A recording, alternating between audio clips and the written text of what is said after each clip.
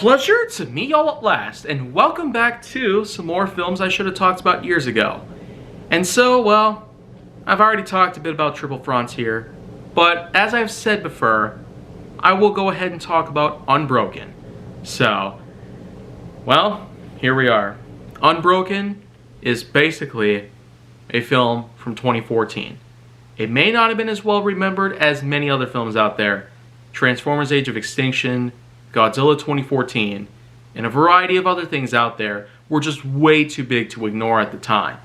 So, I seem to have missed out on a lot from that year alone. So, I'm glad to be getting back on track with that good old stuff. So, let's just go ahead and talk a bit about it. So, Unbroken is, simply put, based on the novel of the same name. And something like this being turned into film, certainly, I don't even know what to say anymore. I mean, I've seen a lot of films out there. Lots were good, some were bad, some were in between. Some could have been done better, some have already been done way too well, even though they're extremely underrated. But now's the time we talk about another big rare case. Something like this, a film adaptation from a novel, really does have a lot of an effect on many of us. The way I see it though, something like this that has been done just seems to be quite different in feel, mostly on a contextual standpoint.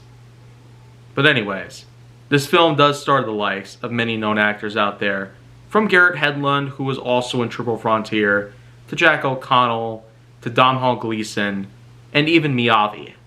But I will say for sure that for something like this, a World War II sort of novel being turned into a film, just so happens to really outshine many others that I could have potentially seen in my life. And I've gotten to know a lot of things about World War II based on pop culture, from Battlefield 5 to a whole lot of other things. I mean, it's really quite a big deal, the way I see it.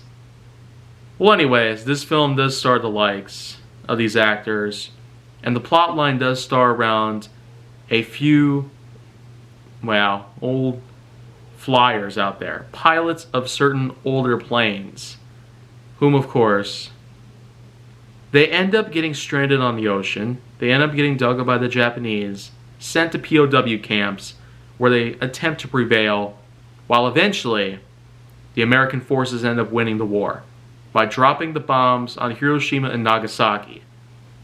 And the thing is, well, that's just pretty much it. If I were to describe this a bit better, though, I probably should, just to be sure.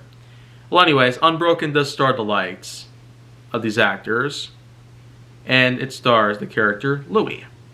And the character Louis is, of course, being teased, taunted, bullied, and the like for being Italian, American, and there's really a lot of other things I would go on to talk about based on that whole thing on a contextual point, but the main thing is that, well, Louis, along with a few other pilots, end up crashing at somewhere in the ocean, and they end up getting stranded on a raft. And they have to find their way out, to find their way to land, hopefully to survive as good as they can. But unfortunately, of all three of them, well, one of them unfortunately dies. Though I really gotta admit the parts, especially where they're trying to find some things to eat, they wrangle a seagull, and when they take a bite out of it, they vomit like crazy. Of course, a seagull is disgusting. It's a bird that typically feeds on corpses along the ocean front and all that. The beach, man, like that's just crazy right there. What's even more crazy though, or maybe just confusing the way I see it, is when they do end up getting captured by these Japanese soldiers and eventually sent down to a jungle-based POW camp, which they're able to extract information from the Americans, especially with the usage of an old-school radio. They're eventually shipped off to Japan, where they eventually encounter Miyavi's own character, who, I'm gonna just be honest real quickly here. If anything, Miyavi, as the owner of a POW camp, a slave camp of any sorts. I don't know how to describe this, but Miyavi being a finger slap guitarist doesn't seem to do very well at being a very accurate Japanese warrior who owns a slave camp in Japan. Well, at least for something like this, of all people that have played these kind of people out there back then and even today, Miyavi's performance, I mean, it sort of reminds me of the kind of temperamental personality that Optimus Prime would have on a daily basis. Miyavi's character is just way too nice, like being way too friendly in a way. That was what really threw me off at first, because I had no clue that apparently that could be done. Like, how did they achieve that stuff? Well, I guess these are questions, again, they might never get a good answer to them, but that's just how it is usually. But above all things that I've seen in the film itself, it's as simple as this. Americans go on a flight, crash land in the ocean, try to survive in the ocean, get picked up by Japanese, sent to a jungle, then sent to a POW camp right in the middle of Japan, and work their way through until America wins the war, 1945. Both nukes simply meant that the Japanese would have to let all POWs go. So, that's pretty much just as simple as that. Again, the plot itself could be explained in less than 30 seconds right there, and it would be pretty much just the end of that. It's pretty much too simple in a way. Again, a lot of technology shows us that we can do a whole lot more than what we typically do these days. So, again, the year 2014 may not have been as big of a time as these days, but again, a lot more effort could have been done, pretty much.